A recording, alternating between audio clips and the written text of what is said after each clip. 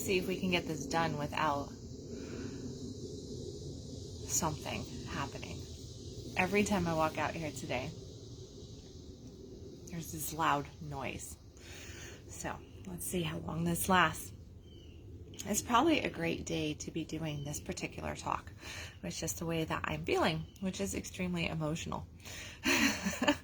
So I was thinking about this. I was supposed to do it yesterday when Facebook decided to crash, but I would have definitely been in a calmer space for it, not all up in the feels and stuff. But today's topic is In the Land of Why series, part 6 of 10.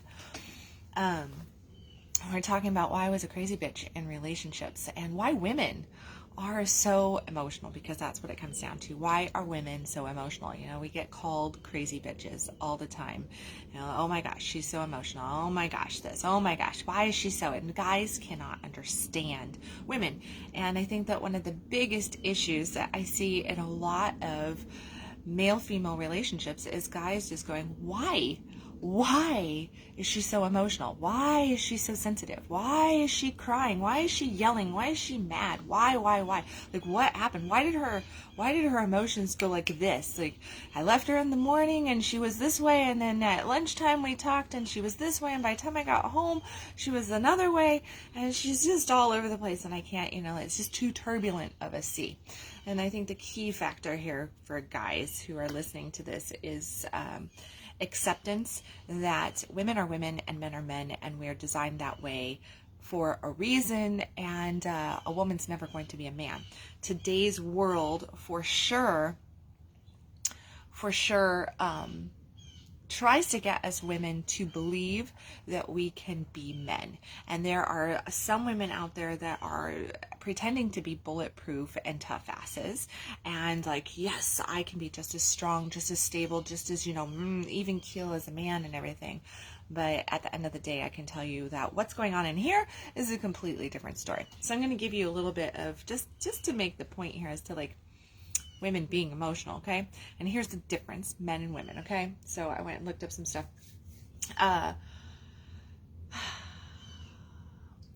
Women are reported to experience depression at twice the rate of men. Twice the rate of men, okay? Well, on top of that, 40% of women that experience depression in their lifetime will have to be medicated for it, where only about 10% of guys will. Probably going to make the case here that women really are like super emotional, right? Right. 60% of people who have OCD, and this is diagnosed OCD, are women. There's a reason for that.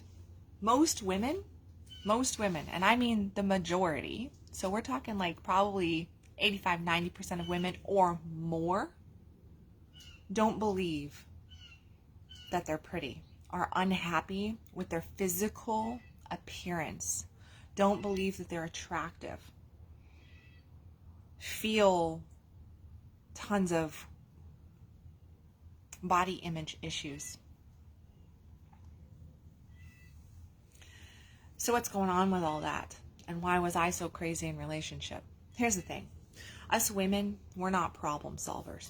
We can be when we have to be, when we absolutely have to be. And our world definitely dictates us to be more problem solvers today than what we have ever been in all of history, okay?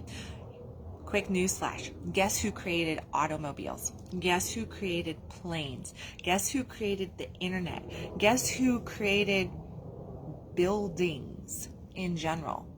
Men, okay? Why did men create buildings? Why did men create planes? Why did men create cars? Why did men create, the internet? Why? Well, because each and everything that was designed and created was a solution to a problem.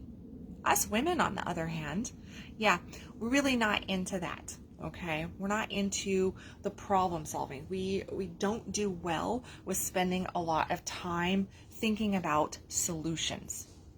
In truth, thinking about solutions causes us a lot of anxiety, a lot of chaos, a lot of problems. Now, a woman in her feminine energy, okay, and this is the woman who gets with the flow. She understands that she's going to be emotional. She understands that she's going to be more sensitive. She understands that she's more of the nurturer. She understands that she's more of the creator. All right, now there's a difference between creator and problem solver. Okay, so when I say creator, think more on the lines of birthing something. Now, a woman can birth art, can definitely get into music, art, home, all of that kind of stuff, and we can problem solve within that through creation, through nurturing, right? We're more compassionate by nature because we're more emotional, because we are more sensitive, because we feel more, because we look at situations and we quickly go, oh, well, what can I do to help solve that problem? My guy and I just went through this morning or last night. We were talking about stuff, and he just looked at me and he said, well, I'm going to tell you that I'm going to be selfish here for a moment, and this is going to happen, you know, like, and from my perspective, here's this that's best for me, for us. And I was looking outside of the spectrum and said, oh, well, what about this? And I was concerned about others, where he was concerned about us. And my us factor was secondary to the bigger picture. So I'm looking at it more global, and he's looking at it more centralized. That is feminine and masculine, and we are definitely feminine and masculine in a lot of things, how we relate and everything. So men are designed to be problem solvers, hence the term Mr. Fix-It, right? And we hear about this. John Gray talked about it in Men Are From Mars, Women Are From Venus, you know, about how men, they need to fix it, and they lean in and are like, just tell me what to do. A woman who understands that can definitely make use of it and learn how to communicate what she's needing, because if she says it in the right way, well, a man just wants to fix it, right? He is great at problem solving. Now, there is an issue with too much problem solving for men, and that is that it actually builds up, it destroys the testosterone level, especially when a woman is coming at him with constant emotional needing to fix, or if he perceives it as emotional need to fix. Okay, so guys, don't do that. Get some space from your woman. Go do some guy things. Go get out there and you know, give yourself the opportunity to exercise. Give yourself the opportunity to do sports that you enjoy, to be a camaraderie with other men. Just into your nothing box, as I like to call it, where you just have that space and don't let your woman into that nothing box. That's the healthy path for you. But for ladies, well, guess what? As ladies, we need to be able to vent. We are venters. This is why women need friends. We need that female sisterhood, that tribe. We need some sort of outlet to vent to, because if we're constantly venting to our man, we're actually causing issues with our guy. We're causing desire-based issues. We're causing issues in communication. There's some things where guys just can't handle the ebbs and flows, and sometimes we don't have to be necessarily the wild, crazy bitch, but if we're constantly ebbing and flowing, because that's what we do, we are restless by nature, okay? We don't do well with complacency. And to us, part of the reason why that we may not even consciously understand as to why we are emotional, and we are emotional with our man, is because we don't want complacency. Okay, so much like life gives us, if we're not willing to make a change, if we're not willing to grow, if we're not willing to really get in there and push things ourselves, life tends to come in and push it for us. The transformation will happen, right? Well, women are great at just being that natural agitator, that natural piece that forces transformation to happen, because we are restless. It is that ebb and that flow, where the masculine is a very linear, the feminine is extremely ebb, flow, go with the tide, and it drives men crazy, okay? Because they don't understand it. And like I try to tell all guys, it's okay, us women don't really understand it too. You know, that's just part of being a woman. We get used to not understanding ourselves. We get used to realizing that our emotions are going to ebb and flow throughout the day. and we feel sadness consistently, and we can feel elation, consistently, and we can be triggered and angry about different things. And a woman's emotional state of being is really much like a pile of spaghetti. It's all one great big noodle. Everything is interwoven in there. Okay, so a woman really has a tough time compartmentalizing things.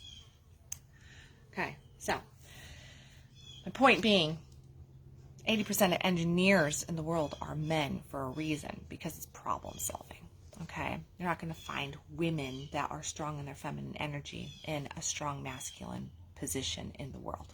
Okay, although we try to, and I'm sorry, feminists out there, you're going to hate me for that, but it's true. Okay, so women are more emotionally sensitive, right? If you throw us into the land of problem solving, guess what happens for us women in our high feminine? Well, we get stressed out. Okay, it taxes us to the hilt. It drains us, and it's because we are sensitive to things. We are overly compassionate to things. Okay, so what does this? Well, this is about anything. It depends on the woman's situation, depends on the family situation, depends on what's going on in her life. It depends on her health, her well-being, her emotional connection to her partner, to her friends, to her family, how she feels about herself, the kind of work that she's been doing, all this kind of stuff. Personal story on this. I mean, like, the title of the story of this live, right, is why I was a crazy bitch in relationships. Well, I can probably still be a crazy bitch in relationship, that's for sure, because I can get stressed out, I can be anxiety ridden, and that is going to plummet all those good feeling chemicals out of my system. And then on top of it, I'm a woman and I have this monthly thing that happens. But I'm not making excuses for a woman's menstrual cycle here to create craziness, because as we age, and the majority of young women don't understand this. So they go, their ebbs and their flows, and they think that this is wrong with them, and they think that that's wrong with them, and they don't understand that, hey, if I just get more in tune with my body and I start to really pay attention, I can, number one, support my body through nutrition, through meditation, through exercise, through deep connection, right? And then I can pay attention to what is actually going on with my physical body, become very consciously aware, and go, hey, I'm feeling a little bit off right now. So that can help us to vocalize and to just simmer ourselves and say, maybe I need a timeout right here, okay? As we age, we should be able to at least get that peace. Now, there's a lot else that goes into that. In my youth, of my 20s, being married with small children and financial pressures, and for anybody following the series, you've heard a little bit about that and what it caused. It caused cheating, it caused divorce, it caused a whole bunch of different stuff to rise up. There's a lot of turbulence. So the more turbulent a woman's life is, the more emotionally unsound she's going to be, because she is being emotionally sensitive to everything, and she can't help it.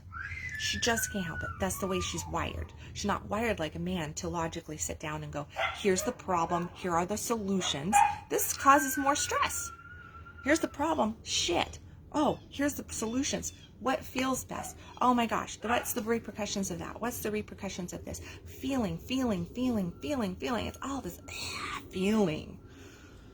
But that's what a woman does. We feel, okay?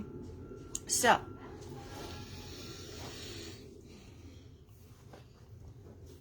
when a woman's full of chaos, when her life is full of chaos, when she feels disconnected from life, from her partner, from her children, maybe from her work, she's actually feeling disconnected from herself. That's what it really comes down to. She's scattered inside herself, and therefore she feels scattered outside, and she feels scattered within the relationships. Now, there is definitely, as a partner to a woman, okay, so if you're a partner to a woman, here's a little bit of advice on that. Try to keep it down on her. Like, don't add in the stress. If you want to know what I mean by that, go back and listen to other videos, because the stress of my 20s, oh my goodness, right? I don't think I could ever go through that again. It was ridiculously high. So If there's constant turbulence, constant moving, shifting sand, expect a crazy bitch. And expect it to get worse and worse and worse, because she has no breathing room to actually stabilize. She has no breathing room to actually come into herself. Every woman is a little bit different. So there is different things. Like I said, like 60% of people who are diagnosed with OCD are females. Why? Why is that important? How does that have anything to do with a woman being a crazy bitch in a relationship? It has a lot to do with a woman being crazy in a relationship, because we want structure too. We want to be in control of things. We want to know how things are going. And here's why we focus in on something like OCD, because all of this is going crazy. Our emotions are going crazy, and we feel out of control. So because we feel out of control in our relationships, because we feel out of control in potentially our finances, our house, our home, maybe we're not able to vocalize clearly, because guess what? We don't learn how to communicate. We don't learn how to communicate in relationship. We don't know what our truth is for the majority of our life. And our truth is consistently ebbing and flowing and changing, transforming itself, evolving, whatever word you want to use there. The evolution of our truth is consistent. And we're always asking ourselves, well, what? And we don't feel like we have any control. So we go into OCD mode, which then makes us a crazy bitch, because then we're screaming at our family. We're screaming at our partner. Now we're irritated that the underwear is left next to the hamper. I used to be that person. I used to bleach my baseboards. I used to label my kids' stuff where, like, nope, all of the cars go here and the red Legos go there and this Barbie thing goes there and blah, blah, blah. It was like super duper OCD. My kids would get up and their beds was perfect. After I would go in, and while they were eating breakfast, I would make their room immaculate again. And I still have some of those traits where, like, I don't do well with a house that is chaotic. I need things in order, because it allows my hypervigilance center to drop down. I know what my triggers are. So when things are moving softly at home, then guess what? My spirit, my emotions are going to move a lot softer. I'm going to be able to communicate with more ease, with more flow, because I can feel myself instead of feeling everything else. But when a woman becomes hypersensitive, which we do in the land of chaos, what we end up doing is we overfeel into everything, okay? And that creates outbursts. So, keeping things down, doing your part, looking for, like, hey, how can I support her here? How can I support her there? Don't just assume. There's a lot of assumption that goes on in marriage and close relationships, in parenting, where we assume that our partner has it because they've always had it, and then we don't anticipate a blow up, but all of a sudden they're blowing up, they're breaking down, they're falling apart. And it's like, where did that come from? Well, it's because they were carrying too much on the inside, and they didn't know how to ask for help. Leading me to another point as to why us women are crazy bitches in relationship, and why I was. Guess what? I still suck today at asking for help. It's probably my biggest issue, actually. One of my biggest issues is that I suck for asking for help. It's bad. It's really, really bad. Like, my pride issue around it is bad. But most women's pride issue around asking for help is really bad. And today's world has created a female society that does not receive. Okay? We don't know how to receive. We've been told that if we receive, that something is going to be wanted from us. We must give something of ourselves that chances are we don't want to give. And it makes us look weak. It makes us look needy. And we don't want to be needy. We don't want to be weak. We don't want to give something that we don't want to give. And we don't want to have to owe somebody something. So we do it ourselves. Okay? And that is exactly what causes all the more pressure on the feminine, and why she will all of a sudden pop off into emotional craze without her man understanding why. Well, if she's always got it, if she's always okay, if she's always fine, if she never needs help, she's not communicating what's really going on, because there is a need. She does need to communicate. She does need help. She's carrying it all inside. And that just builds and builds and builds until there's no more space for it to happen. Another reason, why else are women crazy bitches in relationship? Well, when their voices aren't respected. And you go, well, in today's society, women's voice is respected. And we have gotten a lot better about this. I mean, definitely it's not the turn of the century, the 1900s here, where women didn't have a voice. We've been through a lot of evolution and right bearing to women, which is beautiful. And it's standalone there, right? But still, unfortunately, as women in our relationships, a lot of the time don't feel that we have a voice that's being respected. And here's the thing. A woman will go along with what a man is doing and what a man is saying as long as she feels that her voice isn't respected. Did you get that? A woman will go along with and what a man is saying and doing as long as she feels her voice isn't respected. So what does that mean? That means that she probably doesn't always agree with you. It means that she probably has other opinions, other ideas, but she's scared to vocalize them because she's scared that her voice, her opinion, her ideas, her beliefs, her needs will not be respected in the relationship.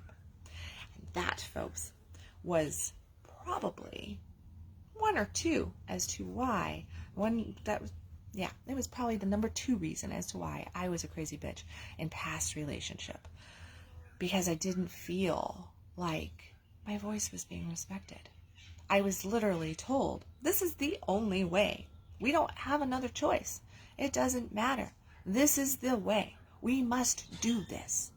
And if I tried to problem solve, tried to bring up solutions, I was shot down. I was told to, no, that's not needed. Well, that only works for so long, and then a blow up. I work with so many couples on this particular issue, and a lot of the times men believe that they are allowing for space and they are allowing for the hearing of their partner, their woman's voice, her opinions or ideas, and the majority of men want their partner's voice, opinion, ideas. They don't just want her to go along with it. So there's a couple things going on here. Number 1 being, are you sure that you really want her opinion? Because if you do, you have to make space for it. You have to do the inquiry for it. You can't just assume that her yes is a yes just because she said that it's a yes. Okay? If you're always getting a yes, if you're never getting anything like, hey, there's an issue, hey, there's a challenge, hey, there's something that I need to talk to you about, or hey, I know I don't really agree with that. Have you ever thought about like this? There should be some sort of differencing happening within the relationship. If everything is always yeah, and there's never opinion stated, or it's just about microscopic things like, oh no, I really don't want to eat Italian tonight, I'd rather do Chinese, where she might have learned that it's a little bit safer to speak that, but on the hard issues, she still remains quiet and lets you be the 100% lead all the time, then you need to really dig in and ask, hey, are you sure? How do you really feel about this? What's your real take on this? Okay? Now, the other big thing here is how women are raised. We are raised to be pleasers. We are raised to be nurturers. We are raised to be quiet. A lot of modern women, and modern meaning women 25 and younger, are having a little bit of change in this. There's a lot more vocalization going on, but it is still there. Okay? But women 25 and older, and in their 30s and their 40s for sure, well, maybe we weren't completely told, sit down, be a lady, cross your legs, hush up, maybe we weren't exactly told that, but it was impressed on us in different ways. And that translates out into our intimate relationships. So there is a suppression of our voice and a belief structure that it's not going to be respected if we speak it. It doesn't matter anyway. So why bother? Unfortunately, everything that we don't speak spins around in our heads and in our hearts and causes even more of an emotional toll on us, which creates these moments, these volatile moments where we become crazy, overly emotional, overly sensitive. And a lot of it has to do around abandonment and fear issues, because there's not a person on the planet that doesn't have abandonment issues, but the feminine has massive abandonment issues when it comes to the masculine and around these particular topics of being able to speak truth, which tomorrow my topic is why I was always a yes. So we're going to go a little bit more into this and as to why was I always a yes to things, and what did that really do? Well, it made me a crazy bitch in certain times, and I did a whole bunch of other things. But why did I say yes? Why wasn't I giving my authentic no when I was a no? Why didn't I slow down and actually speak my truth? Why did I go, I don't know, it's okay, whatever you want, that's fine, I'm good? Well, a lot of that is what creates the crazy bitch. So you'll have to listen in tomorrow to figure out all that kind of stuff. But for right now, I want you to look at truly realizing that, number one, women are women. Women are emotional. Women are emotionally sensitive. Men are less compassionate. Men, have less tolerance than what women do. There's a reason for that, okay? If you really think about it, look at the way our world has gone. If we look back into history, when men were completely dominating the world, power and control, right? There was a lot of just not really caring about others. Like, you do it this way or you're done, right? Where the feminine comes in and we go, wait a second, maybe we can work out something here. Maybe we can find a win-win solution. Let's be a little bit more compassionate. There's probably a reason behind this. And that is our nurturing nature, our compassionate nature. It's also us feeling in and looking global at things instead of looking just right here, okay? We need each other. Man and woman need each other. We balance each other. We harmonize each other. And if your woman's being emotional, realize that it's just a sign that she's really got a lot going on inside, that she doesn't feel safe vocalizing. That's the number one key component to it. The number two key component to it is, she's just a woman and she's sensitive. And you can't expect her to be a man, nor should you want her to be a man. Okay? Because if she loses her sensitivity, if she loses her emotion, she will lose so much of what you love, what you adore, and what you're attracted to. Okay? You want her softness, you want her heart, you want her feeling on things, which means that she needs to stay the emotional woman that she is. Now, if you're a woman and you're listening to this, realize that none of this gives you an out. Okay? Just because you're being an emotional woman, just because maybe your hormones are messed up, maybe you've been through some horribly traumatic things, maybe, there's a massive amount of stress on your system right now, in your life right now, total chaos. That doesn't mean that you should just go, well, that's why, and I can just blow up, and I can be abusive with my words, maybe with my fists, maybe with breaking something. I can scream, horrific things. I can break stuff. I can do all that. No.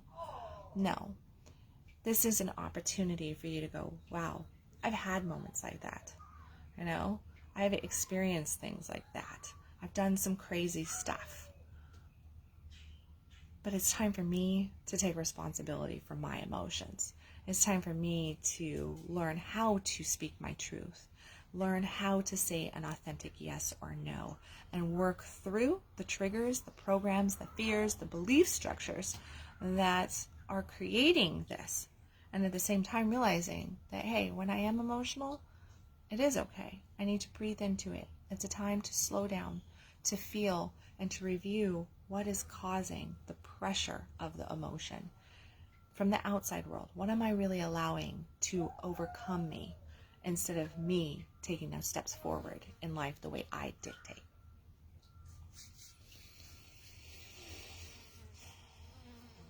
So what do we have? We have just a couple more series left. I can't remember what some of them are. So tomorrow is why I was always a yes. Oh, yeah. So that's number 7, why I was always a yes. I don't remember what number 8 is. Okay, I have it written down. I'll tell you guys. Number 8 is... Yeah, number 8 is that. Number 9 is why I was okay with backup plans and between relationships. And then number 10, the grand ending to this of why I am monogamous. So I look forward to sharing those last 3 with you, or 4 with you.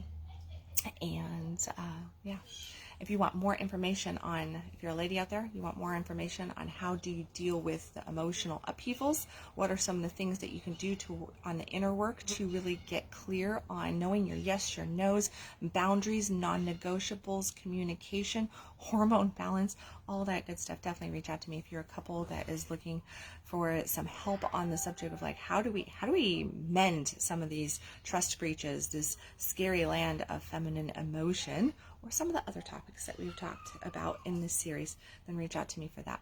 Other than that, know that there are some beautiful events coming to the Dallas-Fort Worth area starting this Saturday. So go to www.kendalwilliams.com, click on the events tab, go through the events there, and I look forward to seeing you at one of those or hearing your comments below.